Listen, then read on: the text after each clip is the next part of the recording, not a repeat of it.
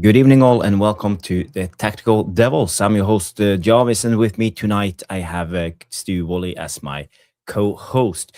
Tonight we are going to discuss the current events that's happened today. There's been a lot of interviews, talk from Bruno Fernandes talking about Man United wanted him to leave in this summer, and he doesn't feel any support from the club. And as he said, it hurts a lot. We will go into it. We will talk a little bit about that. But what I really want to see the angle is, will there be a future without Bruno, and how can we manage without Bruno? And also there would be, been some. We all saw the T-shirt from the brother of Kobe Mainoo. I'm interested in hearing your thoughts on this one. And we will obviously talk a little bit more about the game yesterday, the 4-4 against Bournemouth. So, guys, girls, stay tuned, and Stu and I will be back after the intro.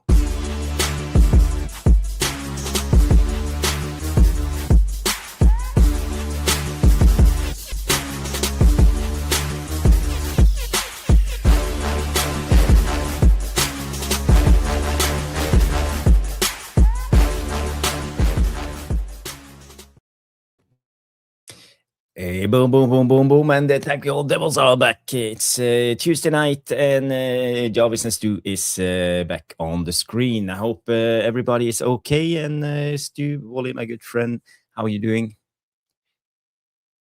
Oh, you're on mute. Fucking hell. Yes, I'm getting there. I'm still between properties, but I hope by the weekend we'll finally be in. But yeah, it's frustrating. But yeah, apart from that, yeah, it's been a funny day. But anyway, Yeah, but well, good to have you back. all credit to you, Stu. I know how stressful it is to be in between houses, moving, packing, living in a box, all of Yes, this. And in all of this, you have the time to come on the Tactical Devils and always, actually be part of the community and the channel. So always. big Well, thank you from good old Jarvis, and I love the commitment. I love the commitment. we're a Uh, team, mate. We're a team. Yes, I know, I know. Wolps is in the house, coming in and say evening, Jarvis, Jarvis do, Jarvis do. Yeah, I bet that's the emojis, and they say I can't say need to be up early. I'll leave my like with you though. Thank you so much, Wolps. I love that new thumbnail with the V with the Yes, Christmas hat. yeah, the Christmas hat. Yes. Yeah, I like that. Let's just go into it and have a quick chat to you about Bruno Fernandes or Fernandes. There were some tweets coming out because he did an interview on a Portuguese channel, and I will just bring out the Fabrizio tweet for us to read through, and I want to have your take on it. So let's just go through it. Let's see. Here we go. No, that was the wrong one. There we go. So many screens. So this is the quote. Bruno Fernandes. He said, "Man United wanted me to leave last summer. I have that in my head. I told the directors this, but I think they didn't have the courage to make that decision." He told the Channel 11. So also when you come into this, I oops. I decided to stay also because of family reasons, but because I'm genuinely like the club. The conversation with the manager also made me stay, but from the club side, I felt a bit like if you leave, it's not so bad for us. So he says it hurts me a lot more than more than hurting. It makes me sad because I'm a player. They have nothing to criticize about.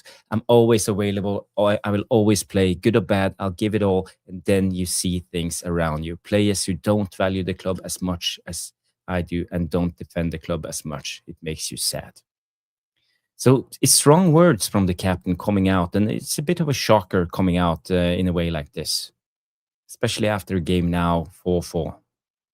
I think the timing is bizarre. I don't understand the timing. I don't understand the statement or the reason for the statement. who thought it was a good idea, why they thought it was a good idea. Has he been misquoted? Hasn't he been misquoted? Because that's what you're going to get. I was misquoted because I was speaking to a French organisation rather than a Portuguese one. And it makes no sense. We are 1 loss in 10, which in some seasons would be great. For us, it's miraculous. Let's be honest, considering where we come from. Yeah. Any other club would take that.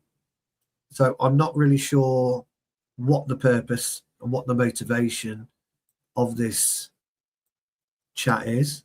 When did he have that chat? When did he give that interview? Was it given 6 months ago in the summer? Was it given 2 weeks ago? We don't know, but somebody somewhere thought it was a wise move to make that point. Now, he said something about the club didn't have the cojones or whatever it is to actually go ahead and make this move happen. I don't actually believe that. I think if they wanted him gone, I think they really would have sold him. Yeah. So there's a suggestion, or there was a suggestion that it was up to him to decide whether he went or not. The club apparently said they didn't want him to go. This is what we heard in the summer. Yeah, we heard this in the summer. Yeah, that the club didn't want him to go, but if he wanted to, it might help the club. I think that conversation probably happened. But I'm in an absolute loss, and I'm hugely perplexed as to why you would come out now when you're doing okay. And there's a huge timing is shocking. I agree. The timing makes no sense to me. No. You've got players popped off now to the African Nations Cup. We need all our players pulling together rather than tearing them apart. And I know you're going to bring up KB Mainoo's moronic brother. Yeah, we can talk about it a little bit, but for me, it's another thing. Why now? What is the point of coming out now saying this? So I don't get it. It's a bit strange to me. It makes sense in one way. It makes little sense in another. But why? Why now? I think that's one of the best questions. Why now? But Bruno is one of the senior members of the squad. He is our captain. He's in a way the front figure of this Man United team, and he puts in an effort. As he said, he always gives everything. We have been critical to Bruno, especially and when it comes to Bruno, but it's never about him as a person. It's always about what he produces on the pitch, the pluses and minuses, the goods and the bads. But for me, when it comes to Bruno, I feel I genuinely feel that he's hurt, by if these words are direct quotes and not lost in translation, because he did it with a Portuguese outlet. I don't speak Portuguese, so it's hard for me to say, the tone or how he said things. But if it, because at least the translation we read it makes me feel that Bruno is actually hurt and sad because of this, and why should he feel hurt and sad because of this and come out with an interview like 6 months later, and why now? That's the question. And we are getting closer to January. Maybe there is a something coming up in January. Maybe, as far as we know, Bruno will leave in January. Maybe he got the message this week that the club will sell him to Saudi in January. Pure speculations. Don't know anything. Haven't heard anything. Just why? I'm just trying to explain. Trying to figure out for myself. I don't know if any of you have any good theories because of this, but as a player, I think Bruno, spreads a lot of uncertainties in a time now with Christmas. A lot of players leaving for AFCON. Squad is thin. We are hanging on by a thread, trying to cling on to that Champions League place, that fifth place. It's and now we have a captain Yes. basically criticizing the leadership of the club, not Amorim, but I think it's a slap in the face to Mabarada and Wilcox and maybe Sir Jim Ratcliffe himself. It's weird. It is weird. Actually, maybe he knows he's going in January. Maybe the club have told him you're going in the summer. Maybe this has come out. Maybe he wants to go. Maybe he's had enough and he wants to go. Maybe his agent is still pissed off about his lack of commission from the Saudi deal, and he wants his money. I don't know. There's nothing concrete to suggest. I mean, look, we've come off a thriller last night. 4-4. It's a great game of football. Yeah. Neutral. All Amorim is going to get on Friday is this in his press conference. That's all he's going to get asked. All he's going to get asked is, what about Kobe Mainoo's brother? That's all they're going to get asked. Nothing more, nothing less. That's all he's going to be asked. What do you make of Bruno's comments? Oh, I've got nothing to say. Yeah, but Bruno said this. Is that correct? It's crazy. It's just, I'm really struggling with it. It just makes no sense to me, pal. Zero sense. No. See, a lot of the legends have tuned in. Trevor is in the house. Yale is here. Comes in and say, why do players have clown brothers? My father, the father of Mainoo, was also walking around handing out those T-shirts. So he's not much better. Garnacho's brother did the same thing. Yeah, we will talk about this, but give us 5 minutes, Yala, and we will go on to the Kobe Mainoo saga. Yeah. I want to delve a little bit more into this this Bruno thing. I know the Kobe Mainoo thing is important, but we will come to that. Red Devil Radar is in the house. Big up. We have Bath Time coming in. Say, big up, lads. What's going on with Bruno? I haven't seen the news today. Yes, the Bath Time. Just to sum up, he said the club wanted him to leave and he's hurt because of this.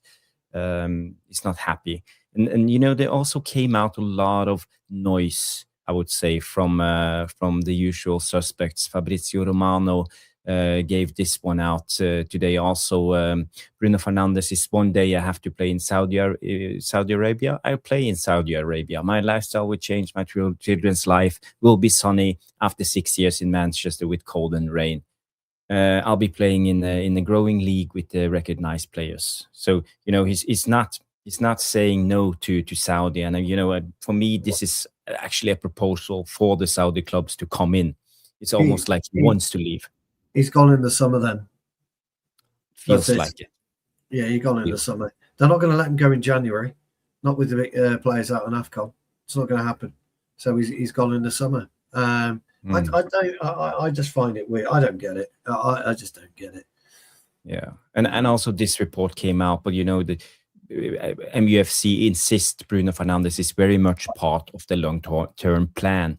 But suspicions from inside the dressing room remains that this could be his last season. More in this week's TalkSport, but it's TalkSport. But the report is from Alex Crook and Ben Jacobs. So again, fairly reliable journalists when it comes to Man United. So again, I think this is a long kiss goodbye from Bruno, and I will almost for certain say this is his last season now.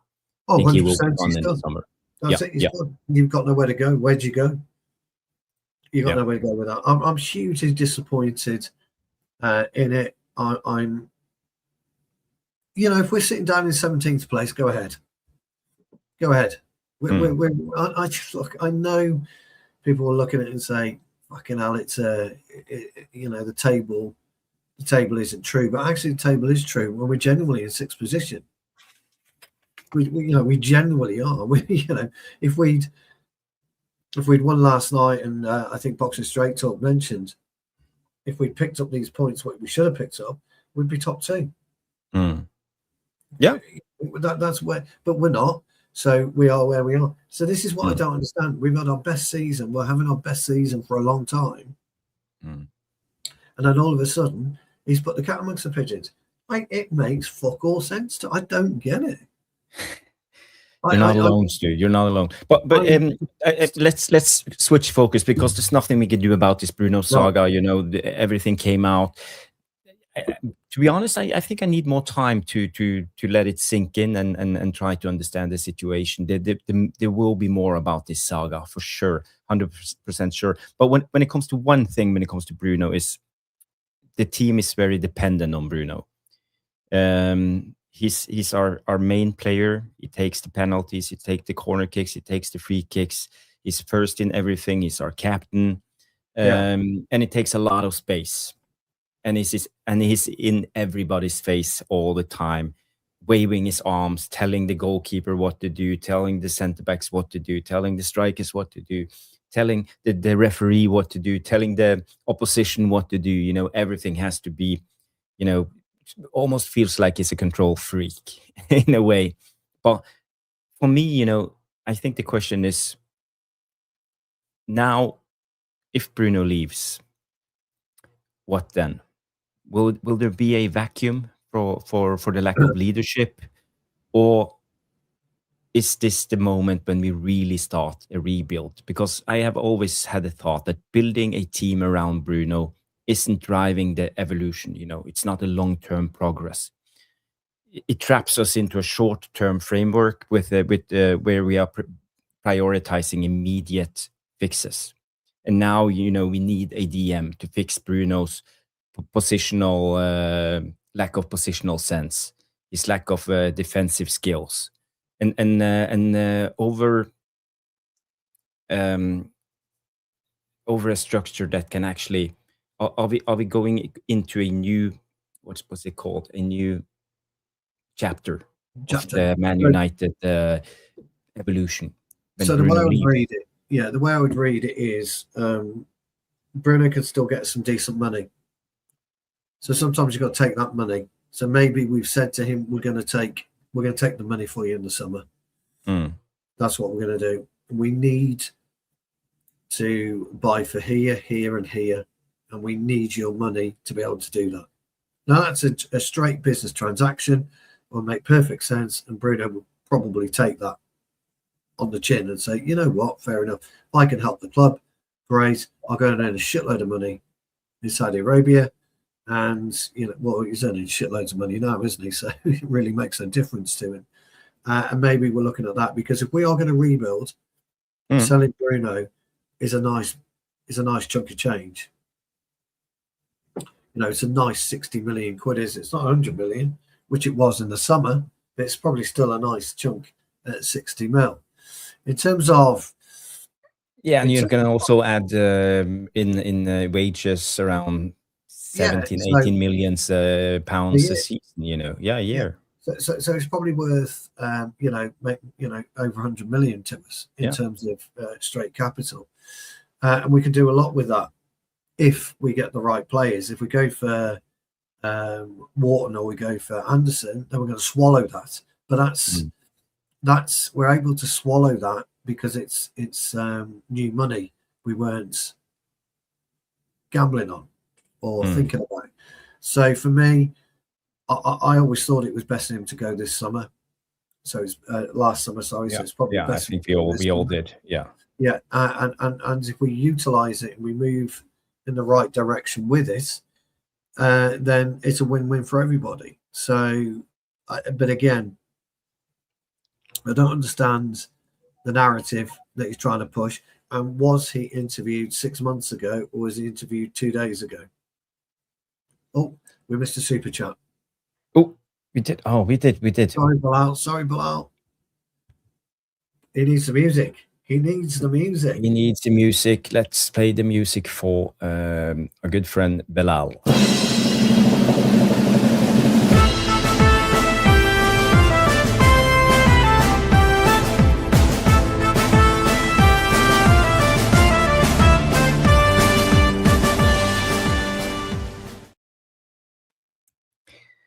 All right, all right. So Bilal comes in with a £5 super chat saying, "Which footballer does the Grinch hate the most?" Roque Santa Cruz.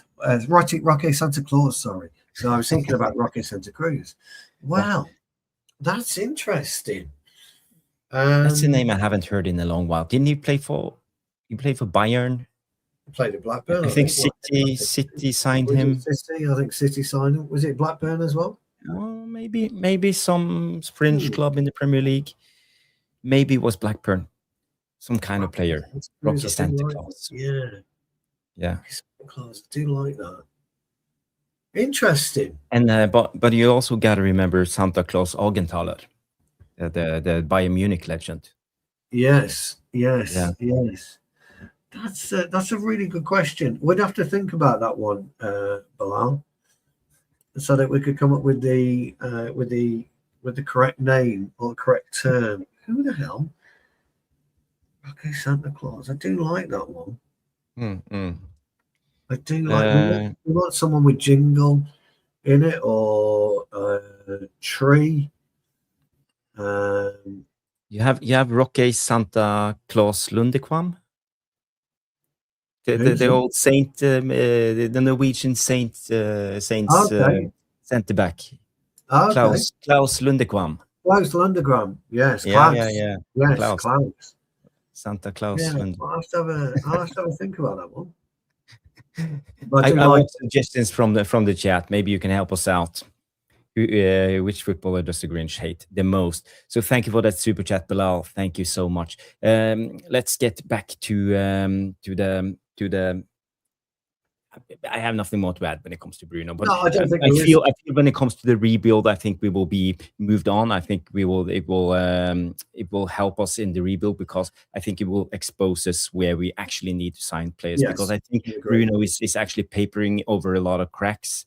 But it also takes a lot of space, so it will give freedom for others to grow into their role. And I especially think about, for example, a player like Mateus Cunha. I think he could thrive more and be more on the ball. Alain Santa Maximan. Yes, that's good. That is good. Yeah, yeah. Tony Scrooge. Bilal. Tony Scrooge Bilal. Okay. What else have we got? We'll have to. Yeah, we've got to definitely come up with something on that one for sure. It's a brilliant question. I like that. It's a great question. Trevor, he doesn't like the music on that one. Well, it's the best you get. It's yeah, it is. Yes. Yes. Sheepskin woolly jumper. Absolutely. My nickname at school was Woolly Jumper. Woolly jumper. Yeah, Christmas jumper. Nice. Yeah, keeps out the cold. I like it. Whoever gets this one, I'm sending another super chat. Which footballer does Santa Claus hate the most? Which footballer does Santa Claus hate the most? I don't get it. I don't get it. Well, if you get it, put it in the chat. Yes. Done with the Bruno thing. We will see what will happen, but let's go into the Kobe Mainoo thing because I feel I've been sitting here defending Kobe Mainoo. I want Kobe Mainoo to get more chances. I want Elf in a Holland. Ah, nice one. Got you, Basil, big balls. Garincha. Yeah, I like that one. Garincha. Yeah. Garincha. That was you. Garincha. But let's talk a little bit about the Kobe Mainoo because I was shocked when I found out because I felt that I've been sitting here defending Kobe Mainoo. I've been saying he hasn't done anything wrong. You know, he's been keeping his head down, working hard, not getting any chances. He's innocent.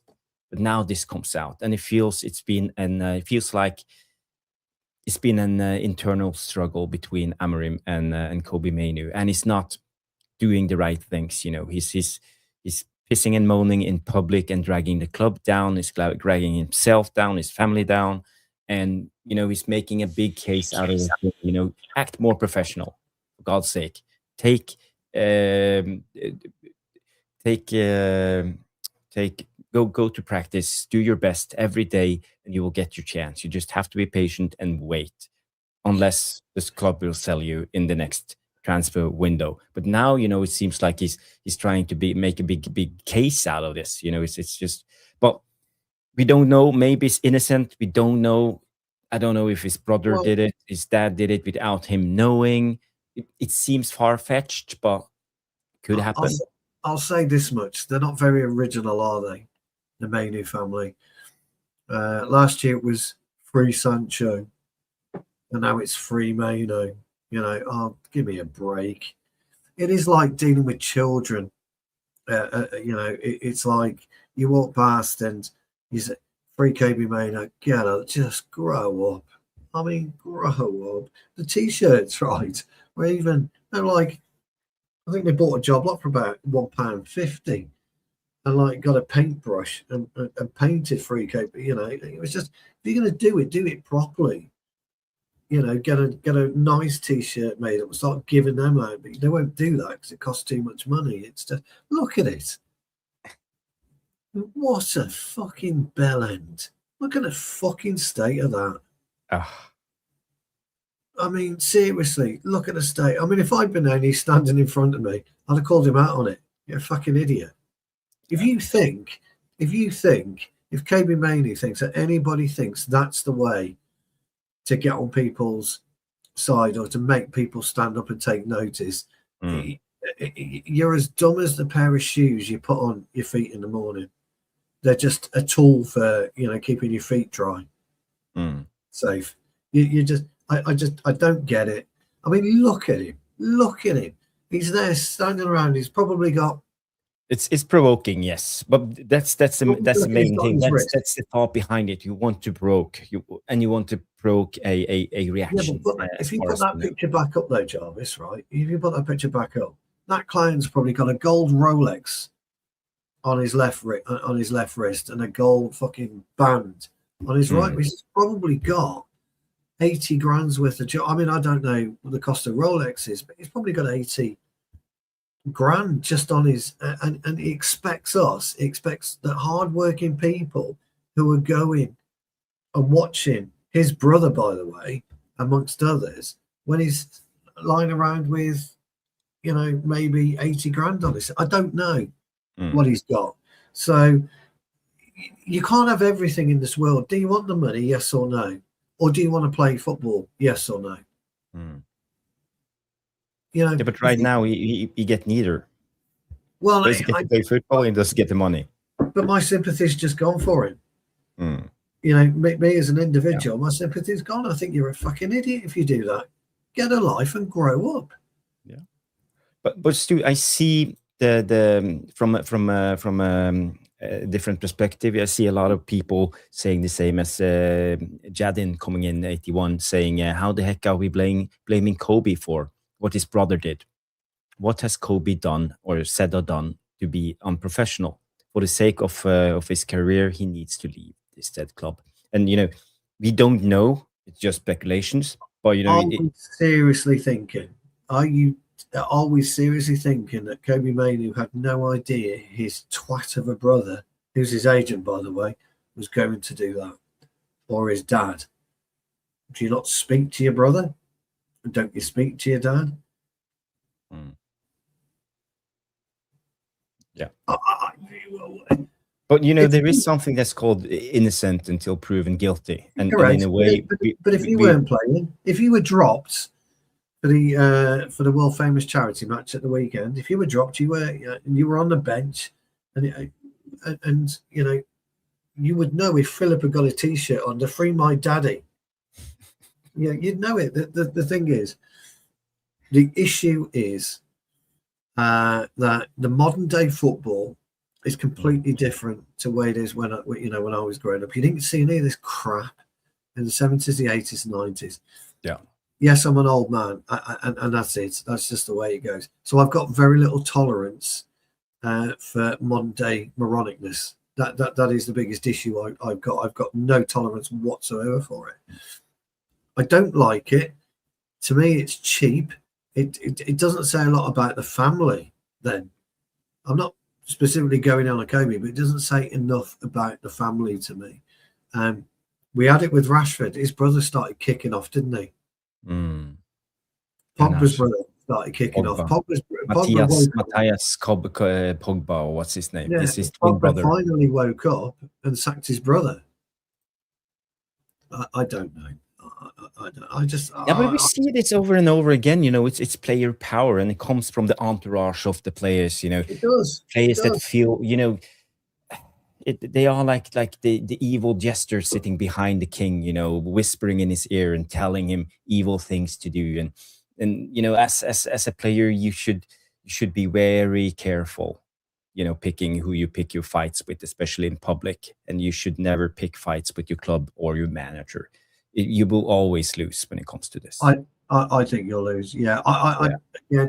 There's a couple of things that perplex me today, Bruno, and even if you can get a win in the short run, even look at Garnacho, look at Sancho. Yeah, they got their move to another club, but they're still balance. They're still idiots. Well, they're complete morons. I mean, Garnacho's done fuck all at Chelsea, and Sancho's doing even worse at Villa. Look, I'm just not. I don't like stuff like that. If you've got a problem, go and deal with it. Yeah. It is what it is.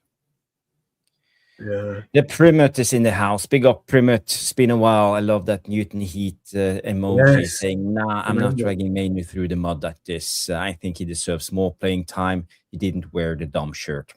Fair take. It's up to every man who to make up their own judgment. I'm not saying I have all the answers. That's why we are here to debate. And I have my opinion. Stu has his opinion, and you guys have your opinion. So it's fair. Yeah. But I feel I have to be honest. I lost a little bit of respect for Kobe Mainoo after seeing this. Yep. Bless you, Stu. Bless you. Sorry. I tried to put it on mute. I've got this I think I've got to start this flu coming, which everybody's had in the UK. It's quite nasty, apparently. Well, there you go. Good evening, Rich. Good to see you. RD United TV coming in. Evening, all. Good to see you, Rich. I hope you're well. I caught 10 minutes of your show earlier today. There was something about Amorim getting the sack, and also, on that Amorim getting the sack, there were some reports coming out today, about other managers being available. United starts planning for Glasner, and also there was a report about who was it? Graham Bailey, who had something. Where is it? I don't have it. What? What's happened to Graham Bailey? Graham Bailey came out and said something about Iraola not quitting his negotiation for the new contract with Bournemouth and wants to look elsewhere. So suddenly Iraola is a candidate and Glasner is a candidate. So I don't know, Rich. What was the source on the Amorim getting sacked thing? Maybe we can. Yeah, what is the source? And who are we interested in then? Yeah. And Alien Tenno comes in and say, "Remember how you all hounded Greenwood out? Now he's the Ballon d'Or on the Ballon d'Or list." Yes, it's opinion. Everybody is entitled. He's playing fantastic. He's playing fantastic, Pete. He really is. Yeah. And Jarl is shocked. His brother is his agent. That explains everything. No wonder the brothers tried to get him 200K. Mainoo needs a proper agent. He does. I think, don't keep it in the family when it comes to stuff like this. We all heard about what's his mother, the guy Rabiot's mother, Rabiot's mother, yeah, and all of this, Veronique. Yes. And do we have Phil Foden's mom? Do we have other examples? Yeah, they are. Look, be his manager, but not his agent. You can be his manager, so everything goes through you. Every correspondence goes through you. You filter out to the agents. You filter out to social media, etc., etc., etc. But look at me saying Ganacho's done fuck all. He scored for Chelsea tonight. Typical, but they're only playing Cardiff, aren't they? So, but yeah, be his manager rather than be his agent. So, but Veronique, yeah, funny as fuck. Veronique. Serious soccer fan Bart comes in and say, I think it was a calculated move to garner attention and probably attract employers in the January soccer transfer window. There's no smoke without fire. Speaking about garner, also this came out. Everton remain confident of. Let's bring it up for you guys.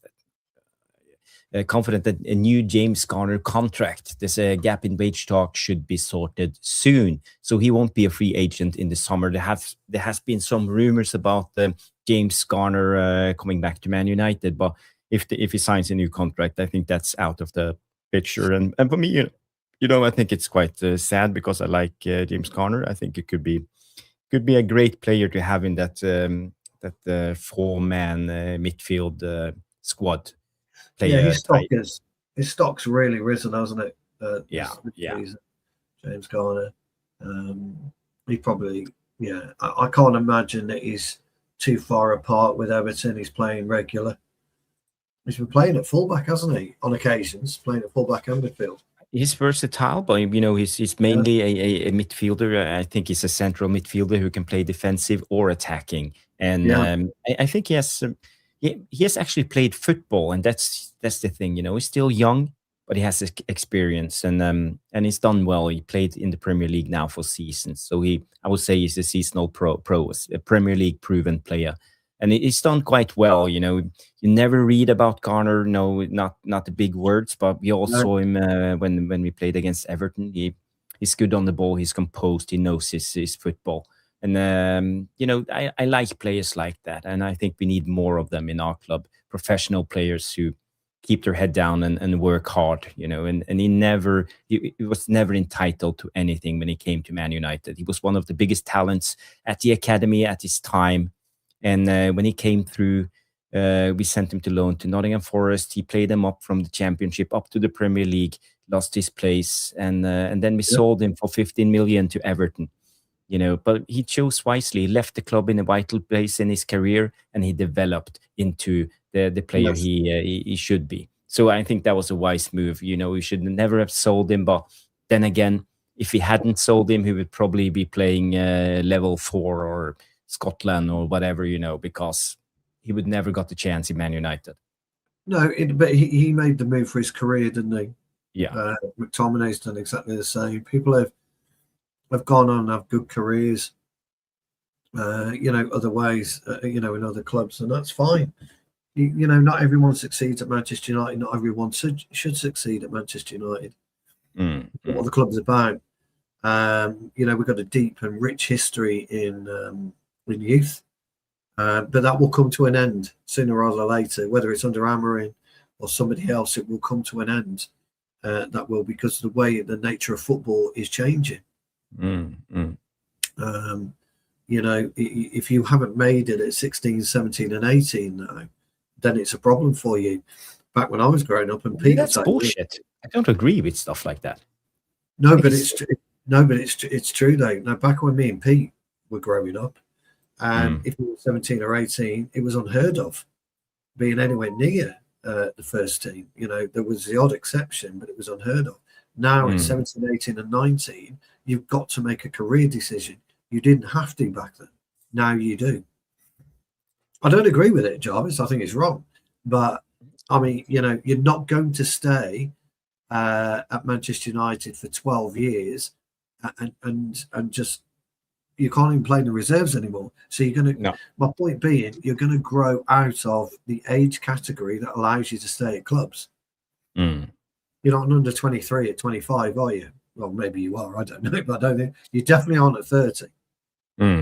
So that is the problem, and that is the difference between the pressures of a 16, 17, 18-year-old in the 80s and 90s to the pressures today. Yeah, but we had our talents back in the days too. We all remember. But the problem back in the days, the referees didn't shield the technical players, and a lot of players, Yeah. they ended their career. We all remember a play like, for example, Norman Whiteside career, ended in a lot of injuries, and it almost ended the same with a player like Ryan Giggs. Lee Sharp struggled with injuries, coming up early age, 17, 18, 19.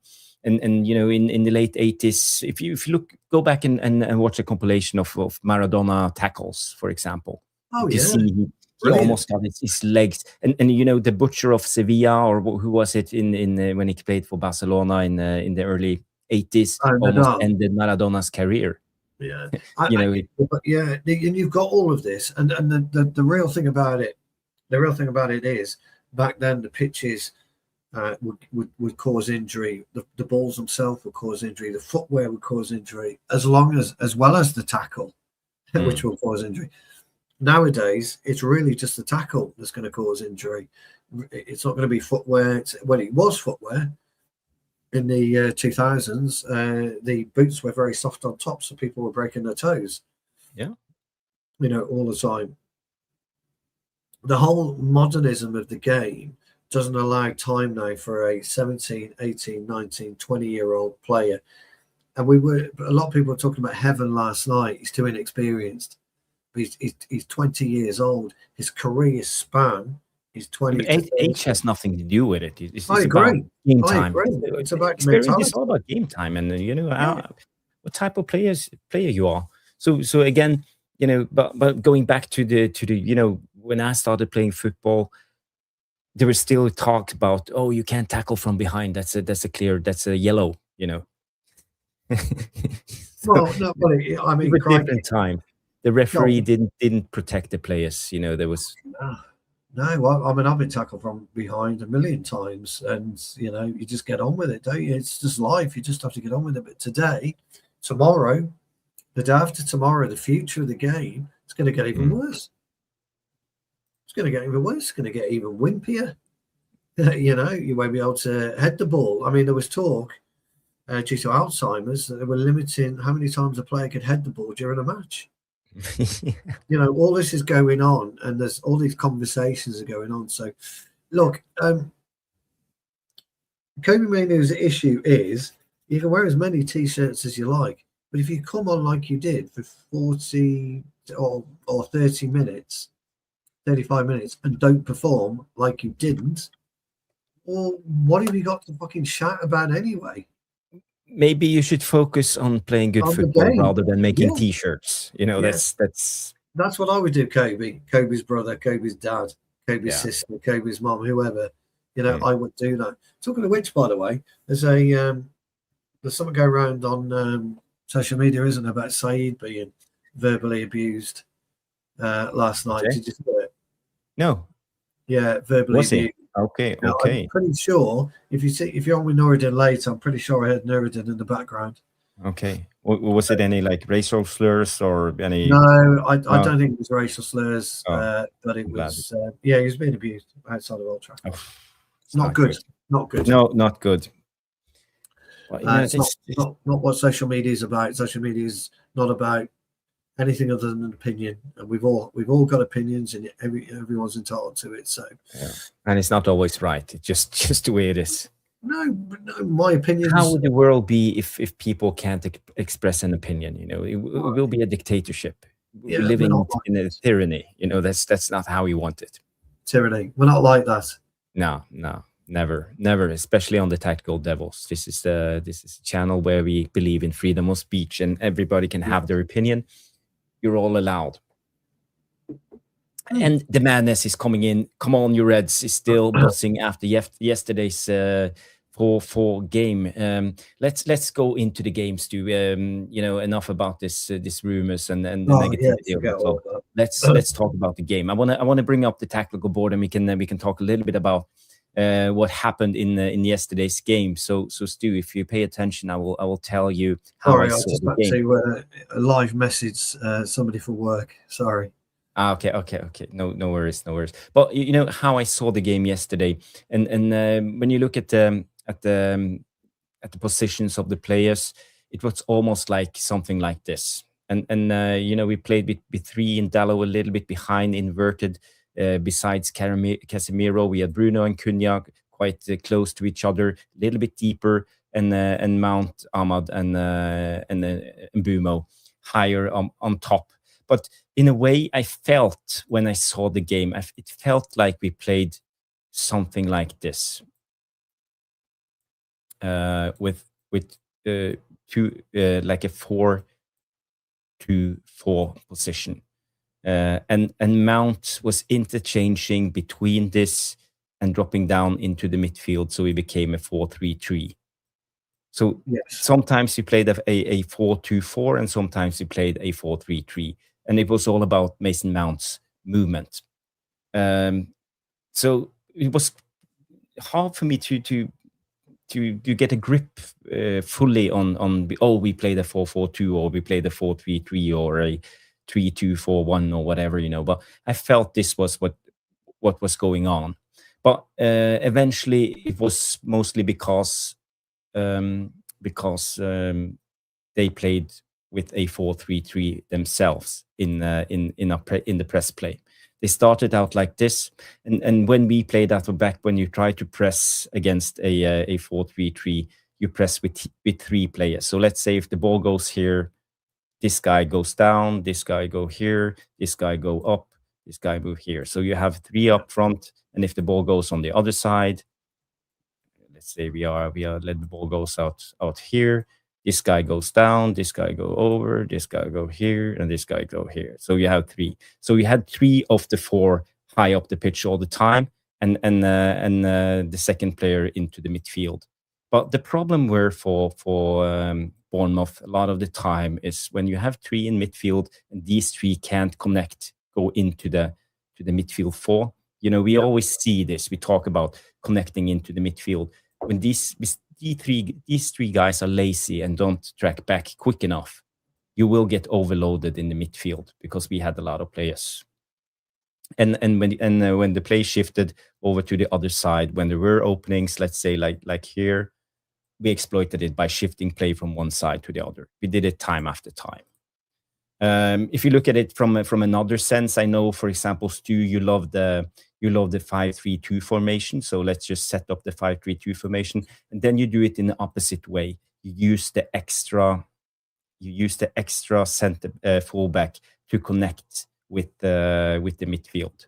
It's the opposite way, because when you press in three, you have three in front, and one of them is going to connect into the midfield four. But when you play the 5-3-2, one of these guys are going to connect into the midfield. It depends if the ball is on this side, or if the ball is on the other side, this guy is connecting into the midfield. It's a pendulum thing you talk about, the shifts, the movements. I talk about it a lot, yeah. What was interesting for me last night in particular was our shuffling. Yeah. Our shuffling was woeful. And I don't mean card shuffling, Trev, before you come out with that, because I'm rubbish at that, but we don't shuffle across. Every time I shuffling. That's it, yeah. And they scored a couple of goals because we didn't shuffle into position. I spoke about last night with the Tavernier free. I think it was a free kick, wasn't it? The way Casemiro gave it away, and Casemiro didn't need to do it because we didn't communicate properly, and that was our biggest issue last night. I still think they scored some good goals. I think we both agree on that. I think Semenyo's goal I thought was absolutely superb. Took it well. I think the free kick was well taken, but the two goals from Evan Nielsen and Torpe, whatever his name was, were both excellent. They were both exquisite finishes. They were proper striker finishes, and that was because they gambled not in behind us, but in between us. So when we were playing a 4 or sometimes a 5, if Casemiro dropped in, they were still needing to get in between Shaw and Heaven, and that was because the young Euro or Heaven in a lot of because at the end of the game we played with the back four more like this. Yeah, we did push and we up. have Dallo on the right and Luke Shaw on the left. So ultimately, it was a case of and I think I briefly touched on it last night. Heaven was guarded with Evan Nielsen, and he became obsessed with Evan Nielsen instead of reading the game. And that is, unfortunately, coaches getting in the ear of a player, and he's making sure that, well, hold on, when I go in at half time, the gaffer's not going to point at me to say you left Evan Nielsen or whatever, and that's a real problem. So you are right in what you were talking about. Amarin's game plan was to exploit space on the wings, on the flanks, not to make us compact, but to use that to exploit the space. I thought we did it okay, certainly in the first half. You're absolutely right about Iraola. Made a couple of changes, helped Trifere out. He was getting absolutely smashed to pieces. But once they got together, once they made a decision on what they were going to do, Bournemouth, they naturally came into the game. So yeah, but also I think we were gassed out. The constant winning duels, going into every duel and positioning changing and third man runs. It's taking a toll because as I said, the Norradin always state this is how we play. It's unsustainable because we can only do it for 20, 25, maybe 30 minutes. And in the group chat after 25 minutes, I said to you guys, can we keep this up? Because I was worried, because I felt. And Norradin say he's in the stands. He watches the game and he sees everything that goes on, and he sees the players gasping for air, holding their knees. After 25 minutes, it starts. And I find that it's true, but I find it absolutely bizarre that a modern day elite footballer allows himself to get into that state. The best footballers on the planet use their brain first, use their energy second. Brain first, energy second. And then when you've got no energy, it's brain. Then it's brain, energy. That's how you do it. I'm knackered. Get the ball, move it. Don't even touch it. Just move it straight away. Get your 5 minutes. And when you move it away from you.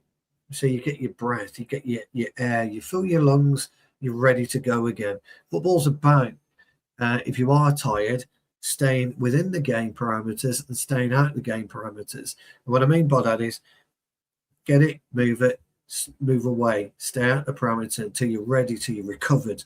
If you've done a 20-yard, 30-yard, 40-yard burst, you've had to do it again within 30 seconds, 40 seconds, then you need a minute out the game. So you don't go hiding, you don't go shying away, you just get your energy back by doing the basics. Get the ball in, there you go, Cass, have that, go left. Get my breath back. Then you start jogging to get your energy, get your blood flowing again, and then you're ready. And I don't understand why we can't do that. We can't do that. And you're right. You see players. Everyone knows if you gasp for breath, you're still gasping for a couple of minutes because you're not breathing through the nose and filling your lungs. You're gasping. So. But we do that, and I find it unbelievable. I really do, old friend. When you were playing on the weekend, I know I bring this up a lot, but I think it's quite poignant. Yeah. You're playing at the weekend. You knew your body strengths. You knew your body weaknesses from when you played about a month ago, 6 weeks ago. So you knew what you had to do to make sure you could stay in the game properly for 90 minutes or 60 minutes, or however long you played, Jarvis. You knew, right, if I'm going to sprint for 10 yards, I'm going to need a break. So I will sprint when I need to, and I will rest up when I need to. But it bamboozles me that we don't do this. And that was what Bournemouth did brilliantly. Absolutely brilliantly. So when we gassed ourselves out in the first 25 minutes, we should have been gassing Bournemouth out, but we weren't. No. You could see Tavernier or Scott were rubbing their hands. They were just sitting back waiting, and then suddenly energy. The game turned. But they knew this. That was the game plan. 100% sure. Iraola came into this game and said, they will huff and puff for 20, 25 minutes, but relax, guys. They won't keep it up, and then we will come into the game. I'm 100% sure Iraola said exactly those words to the players before the game. It's all about energy conservation, Jarvis. Yeah. How many times, seriously, have you been on a pitch and you've gone to your mate, I'm knackered, just fucking, if the ball comes into it, take it, just give me a few minutes. all the time. It happens in football. You're not a machine. You don't fill you with petrol, turn the key, and off you go for 90 minutes. It doesn't work like that. So other teams do it brilliantly against us. We cannot do it with them. So once we got tired, your brain operates at around 70% when you're tired, 60%. So when you get the ball, it's fucking, oh, Jesus. You lose your technique, you lose your first touch, you lose your ability to scout, you lose your concentration, all of this. All of this goes, and you become a sitting duck on the pitch. So I always say to you, don't I, even when we first started talking, if you're having a bad game, play yourself back in. Take yourself out of the equation, play yourself back in. It's the same when you're gassed. And we didn't do that last night. And I thought Bournemouth, I thought they were really good, to be fair. I did. I just thought they're a joy to watch. Joy to watch. They are. I know people don't like it, but I just thought they were great. I mean, Pete mentioned they scored some really good goals, and I think they did. Our two first goals, Jarvis, were as scrappy as it gets. Yeah. And also the way they pressed, you see the change of pace when they start sprinting. When you go into press, it's wholeheartedly. It's no nonsense. They go in, crashes into our players. They have a burst of an acceleration. But when you look at our players, sometimes when we press, it's almost like we jog in slow motion. We can't even get our legs going, and we react too slowly. And this how Iraola has made this team to a unit as they are at the moment. That's really impressive. And I always talk well about Andoni Iraola, and if we ever are going to change our manager, I would love for us to sign Andoni Iraola as our next manager. I said it for years. No, you have. You've been talking about it for a couple of years now, pal. They press differently to most teams. They press a little bit like Palace do. They zonal press and push press. So they push you hard, but they also zonal press. They'll allow you to come into their zone, then they'll hit you. And I like that about what they do. As I say, there were some players I thought they defended very, very well. I thought they were very, very well educated in their system. Very well educated in their system. And again, we talk about it all the time. Amarin doesn't have the players. How can you not educate a footballer? I just don't fucking get it. I've never got it. I never have. I never will, Jarvis. I can't accept it. I've never been able to accept it. And I've cited the example, haven't I? Jarvis, I need you at left back for me. It's true, I'm not left back. I don't care. I need you there. Okay, boss. And you'll go there and you'll do a job. Do the job, you won't do anything flash. You ain't do anything. You just get the ball and you'll do what you need to do to be that fullback for me that day. But we can't seem to do this by putting you into that round hole. You're the squarest peg going. How can that happen in modern day football? I've never understood it. Never understood it. I can understand being competent and not being great. I was waiting for that one. And not being great in a position, Jarvis. But I can't understand a modern day footballer doesn't know his own body, doesn't know when to press and when not to press, doesn't know how to use his left foot because he's right-footed, or can't use his right foot because he's left-footed, can't shoot, can't head, can't chest. I don't get it. I just don't get it, because what are you doing every day? It astonishes me. It really does. We talked about Semenyo. He had a really rough 20 minutes, didn't he? The first 20 minutes, he was... Casemiro? No, Semenyo last night for Bournemouth. Well, when he played on the left... didn't play particularly well. But then all of a sudden... But he moved to the right, he came more centrally into the pitch. And I think also we interchanged position between Dalot and Mount on that left-hand side, so there were space to exploit how you place yourself. You place yourself in between them and make it difficult for them to know who to mark Semenyo. And you could see sometimes Dalot wasn't quick enough coming up into the duels, or Mason Mount didn't understand to drop down. And we also saw the confusion he made on that goal from Semenyo also. Yes. They didn't know who to pick up who. And even Luke Shaw was involved into that. Well, the thing about it is Semenyo realised it, or Iraola realised it. You're not doing anything on the left. get across, do something, make something happen for me. That's all the gaffer tells you. Yeah? Make something happen for me on the right. So he goes, all right, boss. Trots over, as a fag, as a drink, trots over. Before you know it, he's exploded when he's on the right. And you're absolutely right. But I also have to say, on their left side, Trafford was really pushed down because of Mbumo and Ahmad. Killed him. But on the other side, Smith was so much more involved in going forward, and Semenyo. So there were two guys always coming up in this area, and Kluivert also. He swarmed around Semenyo a lot of the time, second balls and runs. So they made a force on their own right hand side. It's a good spot about Kluivert because he does like to feed off Semenyo. I noticed that last night. They were quite in tandem, quite closely. They fed off each other. Kluivert's got a bit of something about him, bit of skill, bit of speed, but he's quite aggressive. Kluivert, isn't he? Right, really aggressive. And he's the one. He's almost the decoy that allowed Semenyo to then really up his game. Second half, Semenyo was on a different planet to a lot of us. Big and strong, powerful, great to see.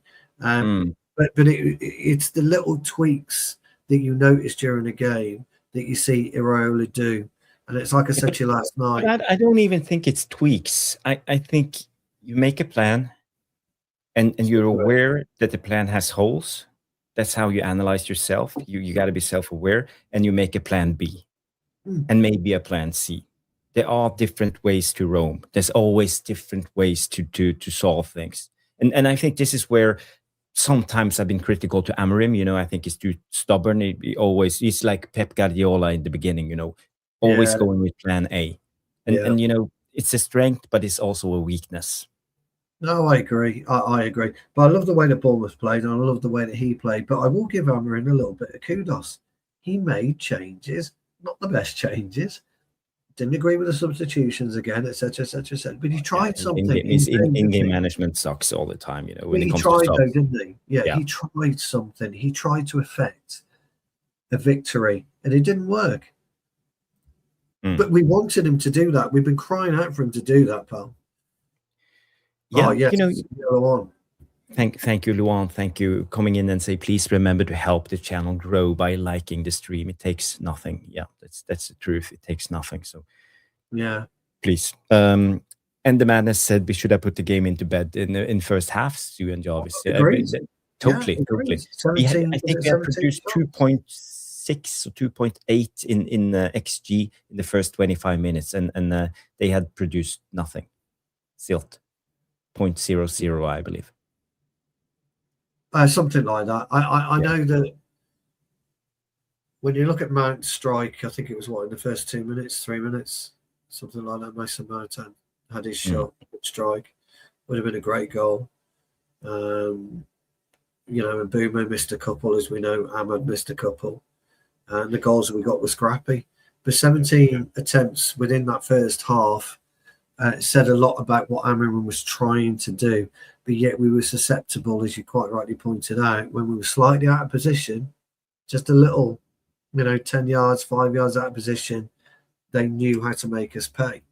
They knew what they were doing, and they're quite. Again, I like that about Iraola. I like that he and his players. It was no surprise that his players gained in confidence because they could see the game unfolding in front of them. They could. As much as we talk about Iraola being brilliant, the players out there have gone and executed A, what he wanted, but B, have allowed the game to evolve to their benefit. And we don't do that. We don't allow the game to evolve for our benefit. When we got to 4-3, that should have been it. That's it. 4-3. This game's on absolute knife edge, lads. We can't kill the game. We should easily kill off the game. If we tried, couldn't kill a game if we tried. Jarvis, we could put. Just say the manager just say this. Yeah. 5-4 compact. That's all he needs to show the players from the sideline. Shouldn't be that difficult. 100%.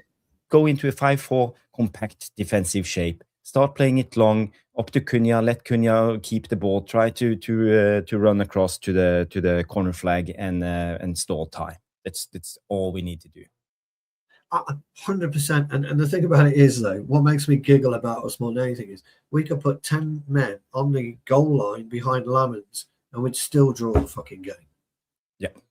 I mean, that what you're saying is how you do it. Lads, I ain't going to make any subs. The guys on there are doing okay. I want you to all pull back a little bit, get into a situation, get into position, get them deep, become a brick wall, see the game out, the end. Yeah. That's how you do it. You knew as well as I do, Jarvis, and look, I'm not going to go in on Gary Neville, but he said, you're going to need to score 4 goals here. Whoever wins this game is going to have to score 4 goals. And he was proven to be right to an extent. Shit was 5 in the end. But at 4-3, we turned it around. So why can't we? Why didn't we? Why haven't we got the intelligence to say, right, lads, for the next 10 minutes, we're holding this lead. I can tell you the reason right now. I even set up the tactical board because I knew we were coming to this. Because this is the reoccurring theme in this Man United team. We have one player is in that yellow circle right now, and he pushes up too high because he have one thought in mind: that's to score goals, assist, and to intercept the ball. Yeah, loves interceptions. And what by doing this, he exposes the guy behind him because the space of Casemiro is too big. It's too big because we also have centre backs who don't have the experience. They stretch out, they make the pitch too big, and the area for this last guy is too big.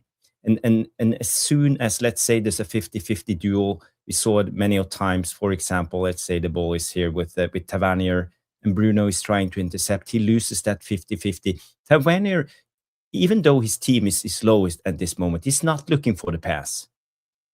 He will drive with the ball because he knows there's a lot of space here. He will drive with the ball, put Casemiro under trouble, most likely surpass Casemiro, and then run at our defense. And they have willing runners with Semenyo, with Kluivert, with Jimenez, who will come and help out. And you can see this. It's not just this game. It's every game we play. It's because we have one guy who's positionally undisciplined. He doesn't understand when to drop back because he doesn't have the defensive fibers in his body, the defensive awareness, understanding his role. He's not understanding his role as a number 8. He's a brilliant player. He scored a brilliant free kick. He can do everything magic on the ball. But when it comes to this part of the game, he always exposes us. And it's the problem. And I'm just going to say one more thing to finish my thoughts too. As I said on Semix's channel on Friday, I were a guest on his channel, Semix's Football. Go subscribe to his channel. Brilliant channel. And if you're listening, Semix, big up. Big up, Semix. I just want to say, I thought when we brought Amorim in, we were going to be in between Pep and Klopp. Klopp was chaos. Pep was control. I thought we would be in between. We would sometimes attack with chaos and sometimes hold on to the ball and have control. But right now we are on the side of Klopp. We are always in chaos. We are constantly attacking, opening up a transitional game, and we are not in control of the game at all. We look really good going into attack, but as soon as we lose the ball, we are open for a counter-attack. And this is what happens all the time. And for me, I'm not liking it. I think we need to start, as someone mentioned in the chat, it's called ball retention. Yes, that's the thing. We need to know how to take down the tempo and kill the game. We don't have the abilities. But this is where football intelligence comes into it, pal. If you put that board back up, where you had Casemiro positioned is absolutely right, but he's got to be positioned closer to Heaven. Heaven has got to be slightly deeper. Yeah, but he needs to be positioned closer to Bruno too. That's where, because he's in between the rock and the hard place in the beginning, at the first place. Yeah, he can't stand behind Heaven. Then the stretch will be too big. So we need to be close to Bruno. And when Bruno wanders off, he needs to be the cover. The top 6 won't. A really good 6 won't be that high up. He'll be slightly back. He'll be about 10, 15 yards between him and Heaven. You don't want to elongate the pitch at that point with Shaw and Yoro. You want to drag them in and kind of in that, I talk about that smiley U shape. You want to bring them into that smiley U shape. you're right about Bruno, and I'm going to get absolutely pelters here from Grace. She's going to kill me. Grace Sheridan, I love you to bits, Grace. She's going to kill me. The anomaly is Dalot at that particular point. If you look at Dalot, he's in no man's land. And he's in no man's land for well, actually, I don't know why he's in no man's land. But at that particular point in time, correct. Bring him down in slightly up to the top. Or Yeah, but slightly. he's supposed to be a winger when we are into attack. But that's what I'm talking about, our transitional defense. When the Exactly opposition right. wins the ball and starts transition against us, Because he's then we have supposed to Bruno.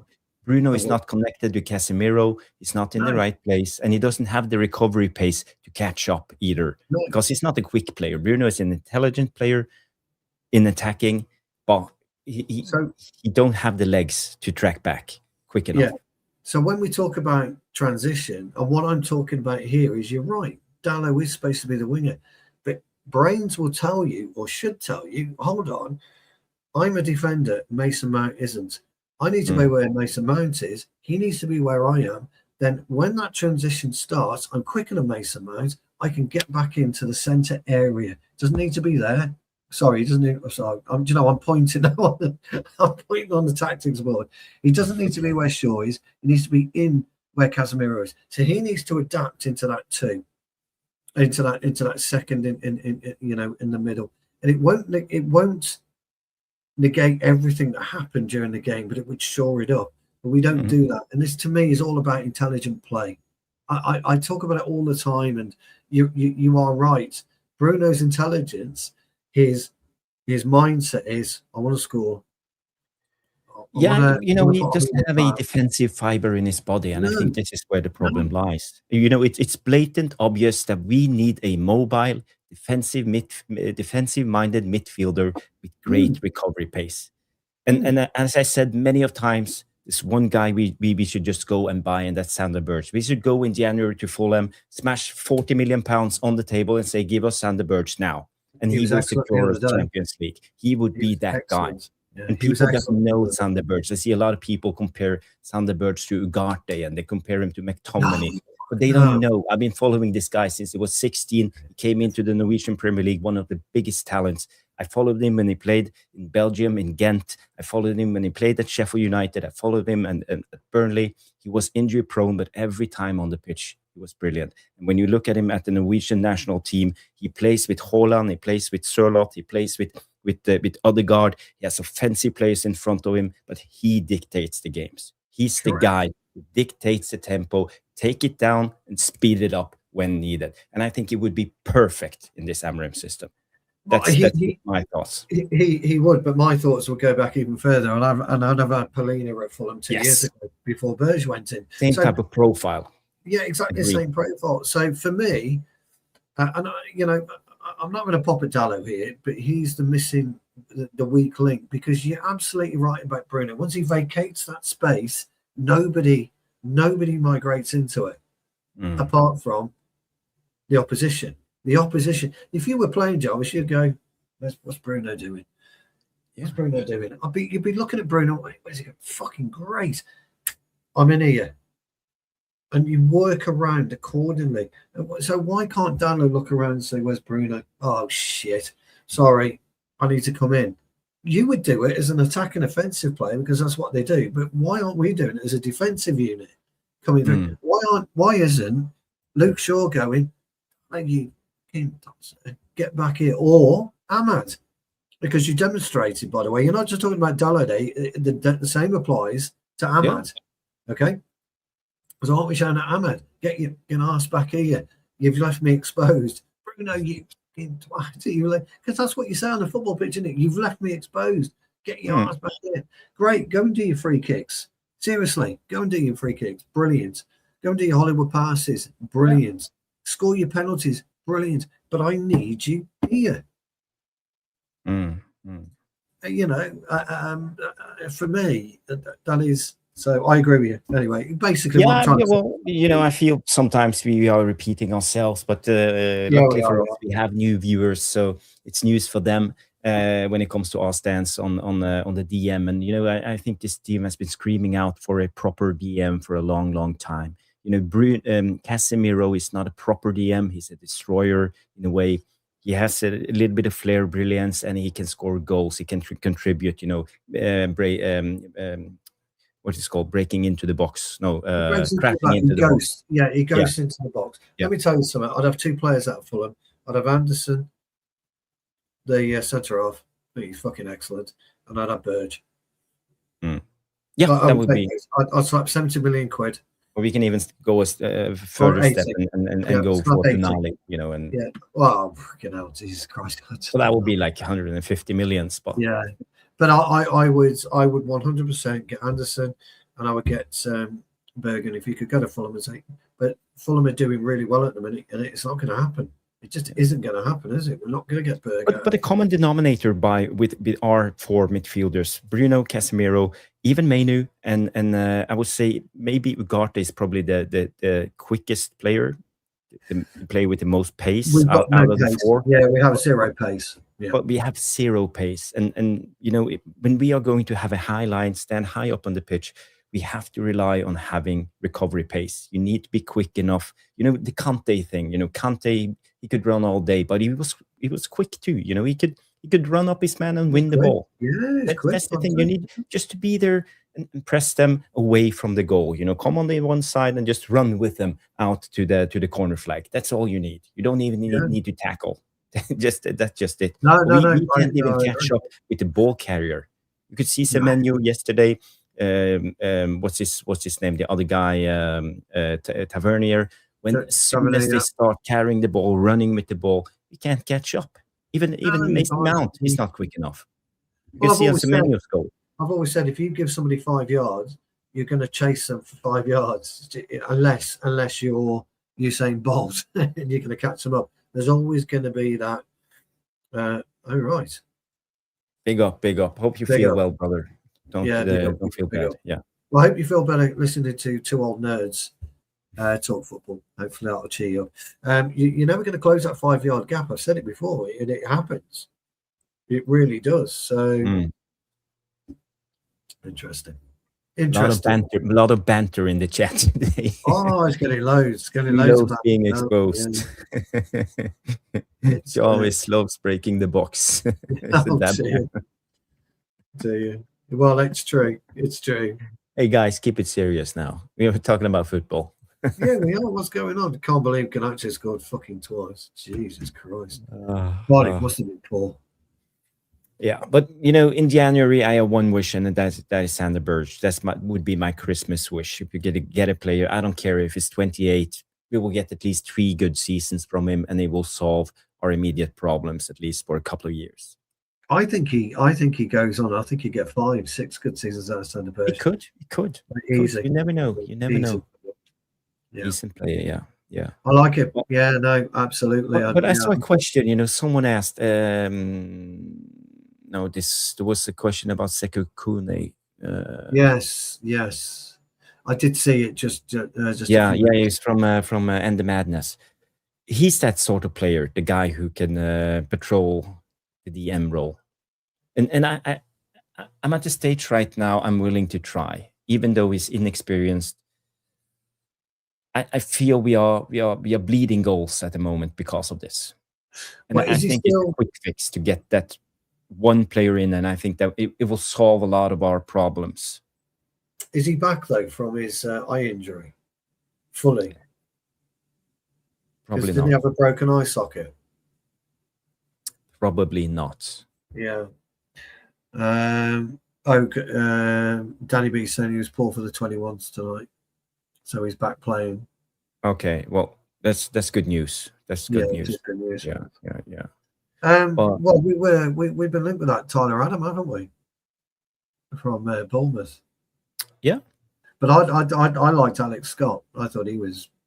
Haven't we been linked to both of them? We have. We've been linked to Alex Scott before. Yeah, I thought he was good. Yeah. But I think we need somebody of Berge's stature. That's the thing. We need a player who can come in and get on with it. That, in my opinion. Yeah. Why is that good? It's good news that Kone is playing. If that's what you're asking, Luan.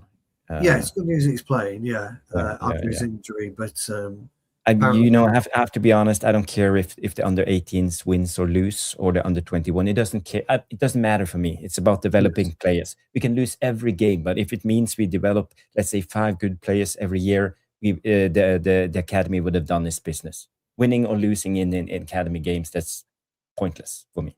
I have to be yeah, honest. It's a good thing, but when you are developing players, when I'm training my 9-year-olds or 10 years old, in a couple of years, 12 years old, it doesn't matter. It's about me as a coach to get them to fulfill their potential. correct, Each and every one of them. That's my correct, my main goal. It doesn't matter win or lose when you are at the correct. developing stage of football. When you I come to the first team, totally it agree. starts to get serious. You have an obligation Yeah, as a coach, yeah, but by the time they're 14, Jarvis, to be able to trap a football correctly, to be able to use 2 feet correctly, to be able to head the football correctly, chest the football correctly, where to strike the football on your foot correctly, yeah. how to read the game correctly, how to speak correctly, how to converse, communicate correctly. Mhm. All of these are the basics. And by 14, that should be it. 14 onwards, you're developing those skills you've learned. You're developing better ball control, better touch, response, better visual, peripheral vision, better Yeah, communication, that type of thing, better shooting, better passing, better heading. You're developing on what you have taught them as a coach. So it's the obligation is huge from Philip's young age. What's he, 8 at the minute, isn't he, Philip? yeah. Soon to be 9. Yeah. Yeah. Soon to be, oh God. Yeah, yeah, yeah, yeah, yeah. Now we are playing with the 9-year-olds, so yeah. And by the time he gets to 14, he should have those skills pocketed. Yeah. And after that, you develop them.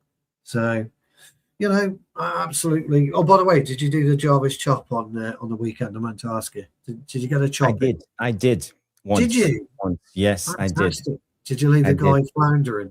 I was forced to play left back. It's not my position, but I did it anyway. So, I went outside, Oh, received the ball from the beautiful. goalkeeper, saw Yeah, the press come from both ends. I go directly inside towards that guy and then shift beautiful. upwards. So Beautiful. I made myself space. Yeah, the But there's no Norwegian. footage. Sorry.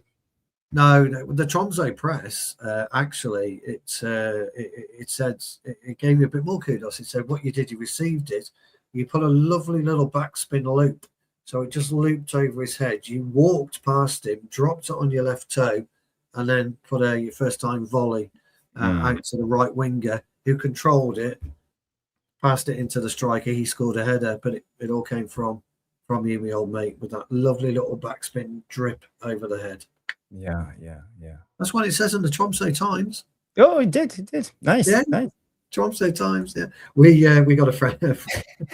Well, we were in the newspapers, a lot of newspapers, but we raised a lot of money for charity, That's what it's all about, isn't it, the mate? retirement home, the elderly retirement home, and I think that's an important case for guys like us. For us, yeah, absolutely. Not because we are old, but our parents are getting My older, parents. so Well, my mum. it affects our lives. It's just Yeah, the my way. mum's in a retirement home, and Yeah, she kind of she's got terrible Alzheimer's, so it's yeah, absolutely yeah. do that. Yeah, but we lost the game on penalties, and and we only got to take 4 penalties because we missed 2 of them, and I don't know why the coach had both centre backs having to take the penalties. That's Well, why do centre backs take penalties? hold on, the never- centre backs union here. The centre backs union here. Hold on, just back up. A centre half has no finesse. Remember that we got no finesse whatsoever. I'm not singling out my centre back. He's a great guy, but look at his penalty. It's straight on he was just standing there straight on, and then he just starts sprinting. He didn't That's wait right, for yeah. 1 second. And this is a typical centre back penalty. Let me just turn up the volume.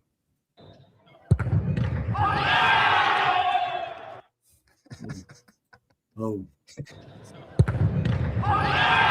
and we lost the game. I've got it. Do you know what, Jarvis? That penalty spot looks about 15 yards, not 12. Did the ref move it?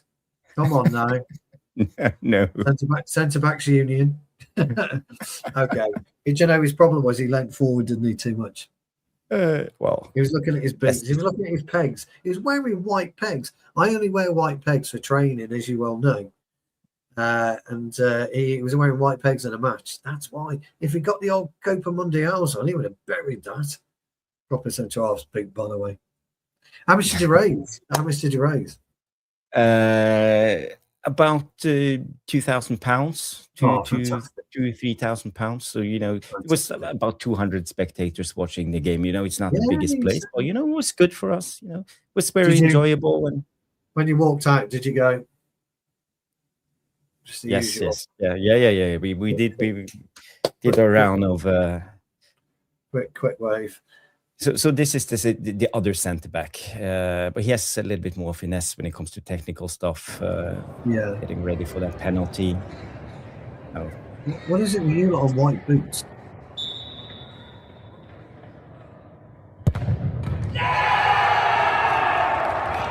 But it hit the post. Was that the winning? Was that the winning? That was the winning. That was the winning kind of miss. So sometimes we've done it, the winning miss. Actually, the keeper went the right way. Might have got it. He did. Yeah. So what was the score during the game? 2-2 or? Not saying. Oh, okay. It was a charity game, so it was eventually going to penalty anyway. I'm not saying. Oh, fucking I won. Yeah, not saying. So we had the mighty Tipton Town. We beat Cats Hill 4-1, and over the weekend, and we've got this. We got this guy, Ranj Uppal. He's not the best player, but he's an absolute nuisance on the pitch. And I'm talking a real nuisance. And I don't think he's ever scored in his life. And he pounced from a yard out. And he scored it right on half time. So I wrote a little press release for him because he's never scored before. So I wrote a little press release. The headline was, I don't know, something like, "A lethal Uppal strikes with precision," and then I went into talk a little about how he did it and stuff like that. But he's always a toe poker. Okay. So we had a bit of fun this weekend as well. So it was nice. It's good, isn't it, when it happens? Football's about it. It is. We did. I was definitely I was litter picking, Trev, that day. Litter picking. But okay. Yeah, no. Trev says the mighty Tipton Town won. Stu was clearly in the stands rather than playing. So I was like, look at that. Yeah, this is the team picture. But you got to realize we're elder men. Most of us. So this is yours truly in the middle, right there. I noticed you've got that stomach tucked in nicely. Beautiful pose. So you've got the old. That's it. How you do it. There you go. Got the old stomach. That's it. Yeah, that's how you do it. You got the old Predators, haven't you? The old Predators, the old ones. Yeah. Who was the tiddler on the right? It's the son of one of the players. So yeah, he was made as the extra man if you needed someone to come in. When we were gasping for air or needed some rest. Yeah, I was gonna say, where was the oxygen canisters? Were they the opposite side? Were they? Yeah. We had like a full rack, like full rack of oxygen. Yeah, everybody had their own, like oxygen. 2 minutes gone. Hold on, ref. Wait. No, we did a charity game in the summer, if you remember, for my one of my best friends who lost his daughter, 17-year-old daughter. Was big up Rogue. Love that name, Stu. That's Stu's mantra. Going rogue. Yes, it is. Yeah, absolutely. And we were joking about. So I bought a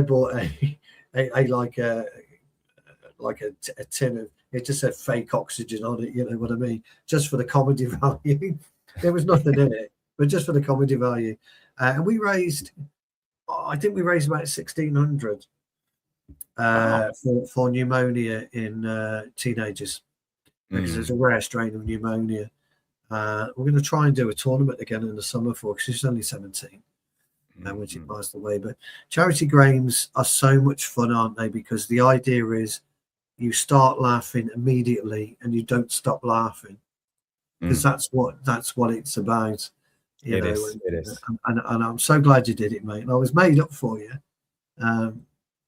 So will you do another one next year? Are you trying to get the band back Yeah, we together? will try to make this a yearly event. That's the Yeah. thing. So if everything goes well, we will be back next year. So I will probably at least play one more game in my life, for sure. Gosh, you're starting to get the bug now. Starting to get the bug. I can see. And I have a weekly footy training now, every futsal, every Wednesday night. So it's brilliant futsal, isn't it? I love futsal, I do. But the first game I ever played, I don't know if I told you, I played it like a five-a-side game, and I was kicking the one.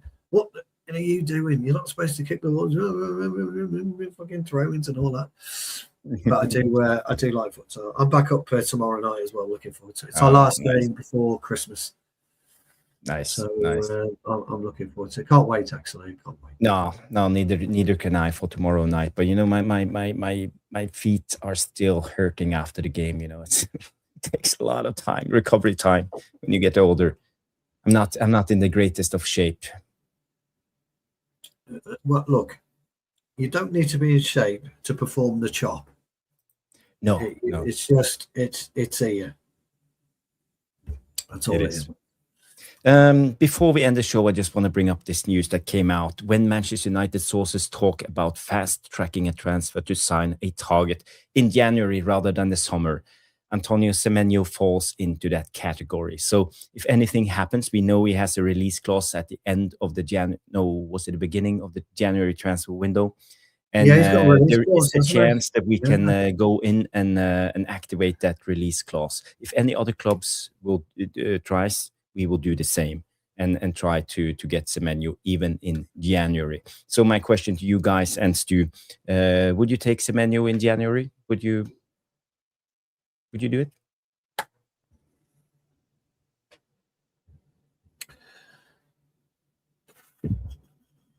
It depends where we want to play in, really. It depends how you see Semenyo as a footballer, because clearly he's a talented player. Clearly he would walk into our starting 11. Yeah. But my question is, where? Where does he play? Where do you play Semenyo? Yeah. In Bournemouth, it doesn't matter. And that's with all due respect to Bournemouth, but it doesn't matter. He's their Steven Gerrard, isn't he, at this point in time? A player that is probably first on the team sheet and is always going to play. But at Manchester United, where do you play him? There's this thing with Eze at the minute, isn't there, with Arsenal, particularly. We think Eze is a fantastic footballer. We all agree on that, don't we? And he's playing very, very well at Arsenal, but kind of he hasn't got his own position as of yet, has he? No, he's been fighting with Odegaard for the number 10. And Saka occasionally as well, but like that Madueke has been fighting with Saka.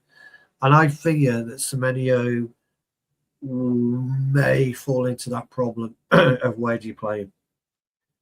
If we didn't have that issue, Jarvis, yes, please, I'd take him all day long, because I thought he played very, very well against us. But I think he's versatile. I think he can play as a number 9. He can play as a 10. He can play in both 10s. He can play as wing back. So I think he would contribute in all areas in our attack. I'd agree. I would agree. And he's strong. He's strong as a bull. He can jump high. So every time we try to play it long, he could be the alternative to Sesko. So we will have two target points when we play out from Lammens. I think he would contribute immensely to our attacking play. And we know he is clinical when it comes to finishes. So also I think he would contribute. Someone needs to go. The first one out would be Dalot. He could maybe play a left wing back. He could. The argument then, would we are toying with the balance of the team. Maybe it's too many attackers, especially if we have Bruno in the same team. Then we suddenly have have 5. You have 6 attackers and only 4 defenders. So And the balance will be off. Yeah, if you get Semenyo, then you move Bruno out anyway, because I'm not saying you got a ready-made replacement with Mason Mount. That's not what I'm saying. But you've got somebody who could quite easily fit into that 8 role, and that would be Mason Mount. He did it at Chelsea, didn't he? Played 8 or 10 at Chelsea. So Stu loves polls. Where's that one come from? What's polls? I missed something. I like pole dancers. Oh no, I shouldn't have said that. we have Luan coming in and say I'm not sure on Semenyo. Yeah, that was my hesitation. I can't believe I'm hesitating, Jarvis. I've been raving about him, haven't I? Since last night. So, it's. We have a question coming in from Ender Madness. What got 8 legs is green and brown and falls from a tree? It could kill you.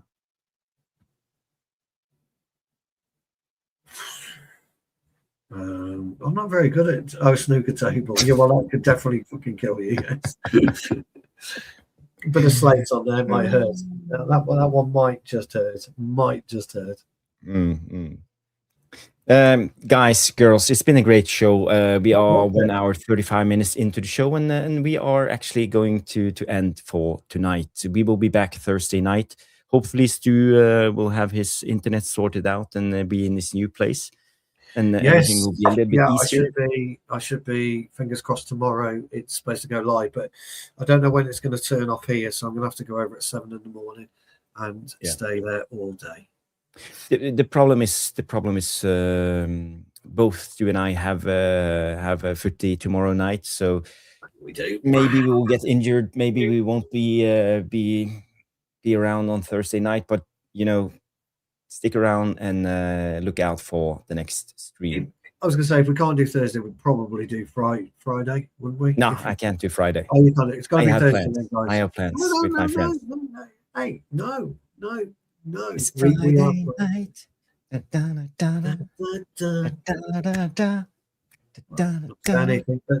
it's Friday night. The new bed. I have one friend that came up for Christmas. He lives in Spain, and another friend who lives in Germany. He comes up. So I'll meet up with the guys. We'll go out, enjoy yourself. So Friday night will be no footage. Friday night could be the late night love. Our new bed has arrived, so it could be late night love. Who knows? Yes, I have plans. He's on a promise. Absolutely. Oh, yeah.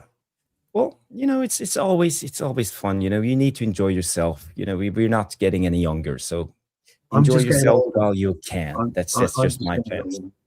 Yeah, and that goes for all of you guys too. Thursday night then, and I will redirect you guys over to Nuruddin's channel. So just wait for the outro to end, and you will be directed over to Nuruddin, and let Nuruddin know that this is a Tactical Devils raid, and I will also join up with Nuruddin, so you guys can see me there. Okay. It's been a great show, guys. Just before you go, old friends, on Sunday we better let people know what we're doing over the Christmas period, because obviously Christmas is fastly approaching. So we'll try and do something for you over There Christmas. will be streams in Christmas too, but maybe not at the regular times. No, family, you'll have the boy. That's why you need to press that notification. There will be a game. Is it Boxing Day? We'll be back Boxing evening against Newcastle. It's a late one, ladies and gentlemen, so we'll be on late.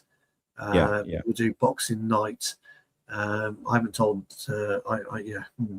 Anyway, we'll sort that out. Yeah. Okay, guys. Redirected over to Nuruddin's channel. Smash the like if you haven't subscribed. If this was your first time on the Tactical Devils, and we will see you on the next, or you can see me on Nuruddin's channel in a couple of minutes. Have a good one, and bye.